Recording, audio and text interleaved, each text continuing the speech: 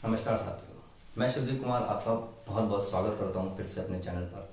आज हम बात करेंगे बहुत ही इंपॉर्टेंट टॉपिक की, that is all about learning. Learning में बिहेवियरिज्म की बात करेंगे, जिसमें थांडाइक की बात होगी। थांडाइक ने क्या क्या रूल्स दिए हैं सीखने के, वो बात होगी। बिना किसी देरी के स्टार्ट करते हैं थांडाइक के सीखने के नियम। आइए स्टार्ट करते हैं।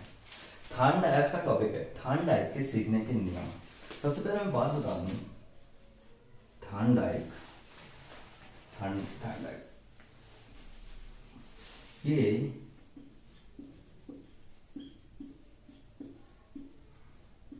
अमेरिका के, ये कहाँ के थे मनोवैज्ञानिक? ये अमेरिका के मनोवैज्ञानिक थे। बस टॉपिक स्टार्ट करते हैं। ये है ना बहुत इंपॉर्टेंट है कि ये कहाँ के थे और इनके रूल्स सीखने के नियम देने वाले ये पहले वैज्ञानिक थे, मनोवैज्ञानिक थे। ठीक है, आइए जानते हैं। बहुत ही शॉर्ट में समझेंगे वीडियो को, बहुत ही इंपॉर्टेंट टॉपिक है। देखते हैं इनके मुख्य नियम। इन्होंने जो मुख्य नियम भी अक्सर पूछ लिया करता है, इन्होंने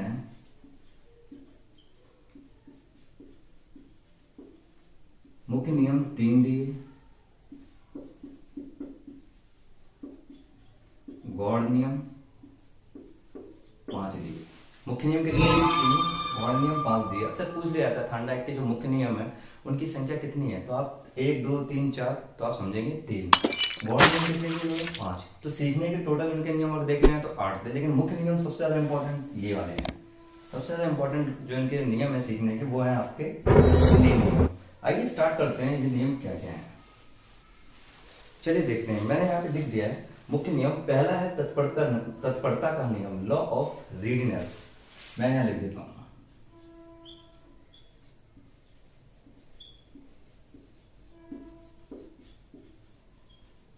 बहुत ही शॉर्ट में समझेंगे, बहुत इजी है। तत्परता का नियम, तत्पर का मतलब होता है रीडीनेस, तैयार रहना। बालक का यानी इसका मतलब सीखने के लिए आपको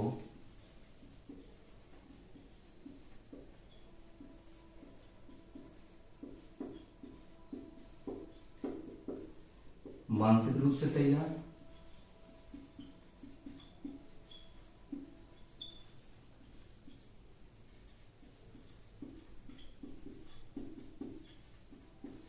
शारीरिक रूप से तैयार। थांडाइक के इस नियम के अनुसार किसी भी काम को सीखने के लिए आपको मानसिक रूप से तैयार होना पड़ेगा और शारीरिक रूप से तैयार होना पड़ेगा। जब तक आप किसी काम को खुद सीखने के लिए तैयार नहीं होगे तो आप वो काम नहीं सीख सकते। यही कहता है आपका तत्परता का नियम। इससे ज्यादा आपको समझने की जरूरत नहीं है, बाकी चीजें आपको समझ आ रहा है कि तत्परता का नियम क्या कहता है। मानसिक रूप से तैयार, शारीरिक रूप से तैयार व्यक्ति ही सीख सकता है। यानी किसी काम को सीखने के लिए सबसे पहले आपको रेडीनेस यानी आपको खुद तैयार होना पड़ेगा, माइंड मेकअप करना पड़ेगा उसके लिए। नेक्स्ट टॉपिक है इनका, नेक्स्ट पॉइंट है ये था। तो नेक्स्ट है आपका अभ्यास का नियम।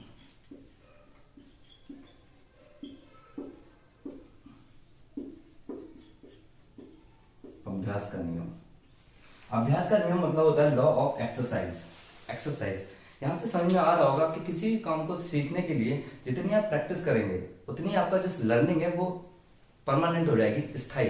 तो स्थायी एग्जाम के लिए अभ्यास बहुत जरूरी है। यानी जितना आप अभ्यास करेंगे, सीखेंगे, जैसे मैथमेटिक्स के कोई क्वेश्चन है, बच्चों को अगर आप प्लस माइनस के, सपोज के लिए बच्चों को आप प्लस सिखाना चाहते हैं, जोड़ के सवाल देना चाह रहे हैं, और बच्चा जितना प्रैक्टिस करेगा, मैथमेटिक्स एक ऐसा सब्जेक्ट है जितना आप प्रैक्टिस करेंगे उतनी आपका वो मतलब टॉपिक स्ट्रांग हो जाएगा। इसी तरह से क्रिकेट आपने देखा, किसी काम को जब क्रिकेट खेली जाती है तो उससे पहले प्रैक्टिस कराई जाती है मैच में। कहते हैं अभ्यास सत्र के दौरान जो हुआ, अभ्यास करते हुए अखबार में फोटोज निकलते हैं। क्या है वो, कितना भी बड़ा प्लेयर हो, अगर प्रैक्टिस नहीं करेगा तो कहीं ना कहीं उसमें चूक रह जाती है, कहीं ना कहीं उसके सीखने की क्षमता कम होती चली जाती है। तो जितना प्रैक्टिस करेगा उतना ही उसका ज्ञान, उसकी लर्निंग स्थायी रहेगी। तो अभ्यास का नियम क्या कहता है? बार बार प्रैक्टिस करना। किसी चीज की प्रैक्टिस बहुत इंपॉर्टेंट है, सीखने के लिए प्रैक्टिस बहुत इंपॉर्टेंट है। फिर नेक्स्ट है आपका प्रभाव या परिणाम का नियम।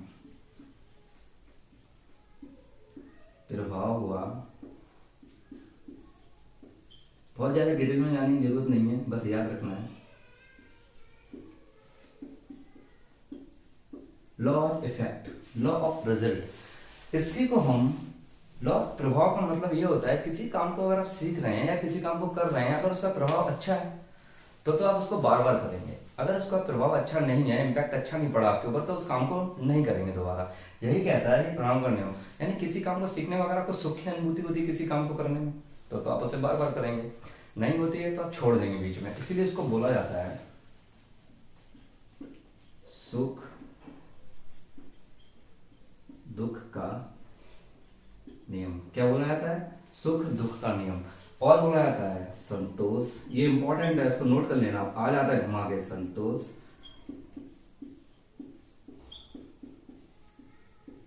असंतोष का नियम। तो मैंने क्या बताया, किसी काम को करने में अगर व्यक्ति को संतोष मिलता है या व्यक्ति को सुख मिलता है तो वो काम को बार बार करता है, और अगर कहीं असंतोष प्राप्त हुआ या काम में दुख हुआ या वो काम में प्रभाव अच्छा नहीं रहा तो वो काम को छोड़ देता है बीच में करना। तो लर्निंग का जो उसका थर्ड नियम था वो क्या कहता है? प्रभाव और परिणाम का नियम। जिस चीज के परिणाम अच्छे होते हैं आप वो काम अच्छे से करते हो, बार बार करते हो, जिसके परिणाम अच्छे नहीं होते वो काम को बीच में छोड़ देते हो। ठीक है, सुख दुख का नियम भी इसे ही कहते हैं, संतोष असंतोष का नियम भी इसे ही कहते हैं। बहुत शॉर्ट में समझाऊंगा, बहुत आसानी से समझाऊंगा, बहुत ज़्यादा प्रेशर लेने की जरूरत नहीं है।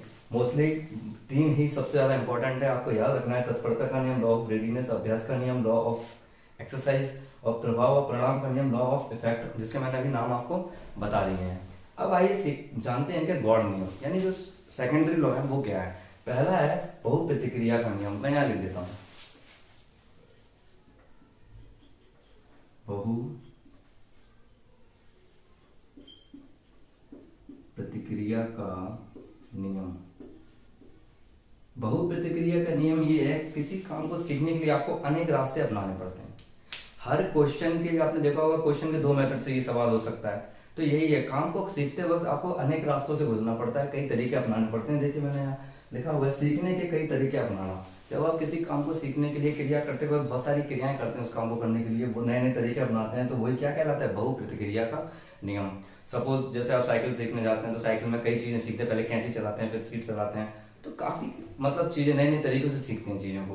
तो क्या है? बहुप्रतिक्रिया का नियम, नए नए तरीके से सीखना। ठीक है, या नए नए तरीके किसी काम को करते वक्त अपनाना। फिर नेक्स्ट है आपका आत्मीकरण का नियम। आत्मीकरण का नियम, लॉ ऑफ एज्यूमरेशन। आत्मीकरण का लॉ ऑफ एज्यूमरेशन। आत्मीकरण का मतलब ये होता है कि नई सूचनाओं को पुरानी सूचनाओं के साथ आत्मसात कर लेना, एज इट इज ले लेना। कहते नहीं, बच्चों को अगर जोड़ आएगा, गुणा में बच्चे को क्या कर सिखाया जाता है? 2 अंकों का गुणा होगा तो उसको जोड़ना पड़ेगा।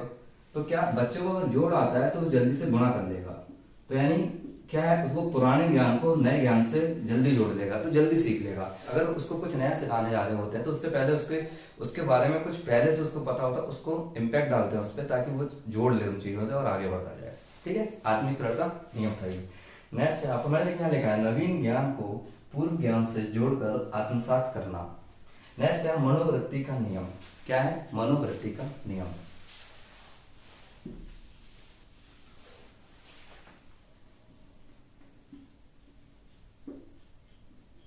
मनोवृत्ति का नियम, इसको आप कह सकते हो लॉ ऑफ एटीट्यूड या मन से करना। मतलब ये किसी काम को आप मन से करेंगे या ठान लेंगे तो ही वो आप काम कर पाएंगे। अगर आपने किसी काम को करने के लिए मन बना लिया, एटीट्यूड बना लिया, जितना आपका एटीट्यूड किसी काम को करने के लिए पॉजिटिव होगा उतनी जल्दी वो काम होगा। किसी काम को आप सीखना चाहते हैं, जितने पॉजिटिव एटीट्यूड से सीखेंगे तो आप जल्दी सीख लेंगे। सपोज आपका टारगेट क्या है? आपका टारगेट है टीचर बनना। आप उस टीचर बनने की जो प्रक्रिया होती है, जो स्टडी होती है, जितने मन से करेंगे, जितने पॉजिटिव एटीट्यूड से करेंगे, उतनी जल्दी आप उस काम को क्लियर कर लेंगे। मनोवृत्ति, इसके लिए बोला जाता है मन से ही माने हार है और मन की माने जीत। मन में अगर ठान लिया तो आपको जीतने से कोई नहीं रोक सकता, और आप मन से ही हार के मन गिरा लिया, एटीट्यूड आपका नेगेटिव हो गया, तो वो मजा नहीं आएगा, लर्निंग उतनी अच्छी नहीं होगी। तो मैंने क्या कहा यहाँ पे? मनोवृत्ति का नियम। ये जो बताया क्या है? मनोवृत्ति का नियम। किसी काम के लिए मन बनाना, जितने मन से काम करेंगे उतनी जल्दी लर्निंग होगी, उतनी जल्दी वो काम होगा आपका, आप उतना अच्छा जल्दी काम कर लेंगे, उसके परिणाम उतने ही अच्छे होंगे। नेक्स्ट है आपका आंशिक क्रिया का नियम। आंशिक क्रिया का नियम, लॉ ऑफ पार्शियल।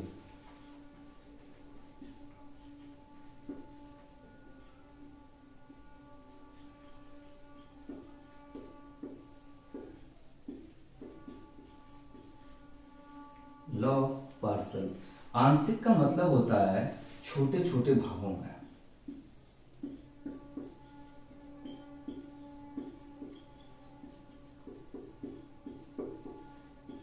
आपने देखा होगा क्लास में कोई बड़ा चैप्टर 3 दिन का है, 3 पेज का चैप्टर, उसको क्या करते हैं? टुकड़ों टुकड़ों में पढ़ाया जाता है। क्यों? इससे क्या होता है, आप एकदम से कोई चीज अगर थोप दी जाए आपके ऊपर तो आप बोर हो जाएंगे, आप पढ़ नहीं पाएंगे, नीरस लगेगी। लेकिन वही चीज छोटे छोटे टुकड़ों में पढ़ाई जाए तो लर्निंग आसान हो जाती है, इंटरेस्ट भी बना रहता है और आप छोटी छोटी चीजें करके जल्दी सीख लेते हैं, पूरा चैप्टर कंप्लीट हो जाता है। वही कहता है आंशिक क्रिया का नियम, यानी छोटे छोटे भागों में अंश से पूर्ण की ओर सीखना, छोटे छोटे भागों में सीखना किसी काम को। तो क्या है आंशिक क्रिया का नियम? छोटे छोटे भागों में,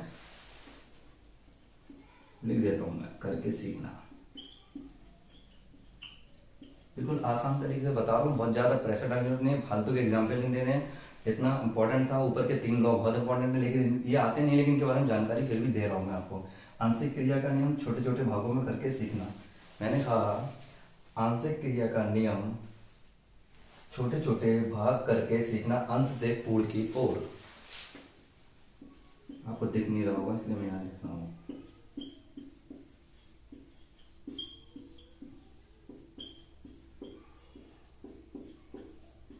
अंश से पूर्ण की ओर छोटे छोटे टुकड़ों में सीखना।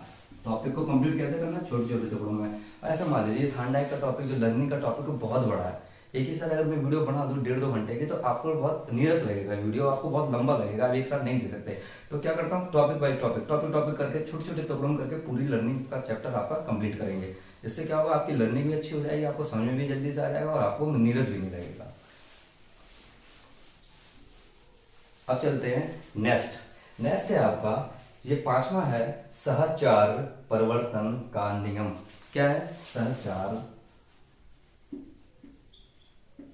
लॉ ऑफ एसोसिएशन बोलते हैं, सहचार परिवर्तन का नियम।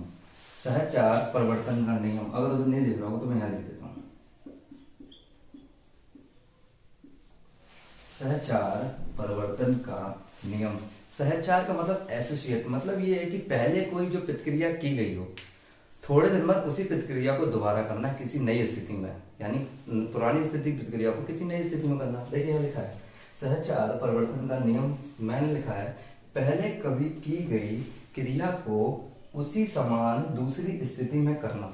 यानी कोई काम आप पहले कर चुके हो, फिर उसी समान दूसरी स्थिति आपके सामने करना। जैसे सपोज करिए किसी माँ का बेटा अलग, उससे माँ का बेटा जो माँ का बेटा जब उससे प्यार करती है और अचानक बाय द वे उससे अलग हो जाए, फिर वो उसी की फोटो लेके उसी तरह से प्यार करे, तो क्या हुआ, पहले वाली क्रिया सिचुएशन अलग हो चुकी है, लेकिन उसके लाड़ द्वार करने का, उस फोटो को लेके बात करने का उससे तरीका वही है जो पहले था। तो ये क्या हुआ, इसको क्या बोला गया, सहचार परिवर्तन का नियम। सहचार परिवर्तन का नियम, उस बच्चे के साथ उसकी फोटो पहले प्यार करती थी, वो बात करती थी, उसके एब्सेंस में भी ठीक उसी तरह उस बच्चे के साथ उसकी फोटो के साथ फिर से उसी तरह से बिहेव करना, बात करना, उससे दुलारना। ये क्या है, सहचार परिवर्तन का नियम। एक एग्जांपल ले सकते हैं प्रेमी प्रेमिका को लेके। कोई प्रेमी है, उसकी प्रेमिका उससे सपोज करिए बिछड़ जाती है, तो वो उसकी फोटो के सामने उसी प्रकार से बिहेव करता है, उसी प्रकार से उससे बातें करता है, उसी प्रकार से अपना दुख संवेदना व्यक्त करता है जैसे वो उसके साथ पहले करता था, उसी तरह से बात करता है वो बिछड़ने के बाद फोटो को देख के। तो ये क्या है, सहचार परिवर्तन का नियम। तो हमने क्या जाना, एक बार रिव्यू कर लेते हैं। हमने देखा अब थार्नडाइक के सीखने के नियम, मुख्य नियम बताया मैंने आपको, तत्परता का नियम, लॉ ऑफ रेडीनेस यानी सीखने के लिए तैयार होना। फिर बताया अभ्यास का नियम, लॉ ऑफ एक्सरसाइज यानी बार बार करके सीखना। समझते जाइए आप। प्रभाव व परिणाम का नियम यानी लॉ ऑफ एक्सरसाइज इफेक्ट, प्रभाव व परिणाम का नियम, लॉ ऑफ इफेक्ट यानी संतोष असंतोष का नियम, सुख दुख का नियम, इसको ही मैंने बताया आपको, ठीक है। गॉड नियम कुछ हैं इसके, वो नियम देखते हैं। ये हैं 5, ये हैं 3। अब 5 में इसमें गॉड नियम पे आते हैं।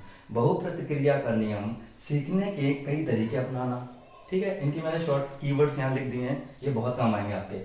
आत्मीकरण का नियम, लॉ ऑफ एजिमुलेशन, नवीन ज्ञान को पूर्व ज्ञान से जोड़कर आत्मसात करना, एजिमुलेट करना।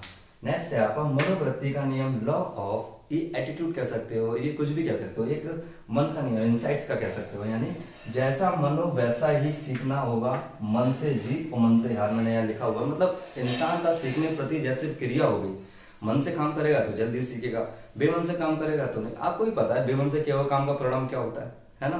तो आप आगे देखते हैं। फिर है आपका सहचार परिवर्तन का नियम, सहचार परिवर्तन का नियम, लॉ ऑफ एसोसिएशन यानी पहले कभी की गई क्रिया को उसी समान दूसरी स्थिति में करना। इसका एग्जाम्पल मैंने आपके माँ और बेटे का भी दिया था।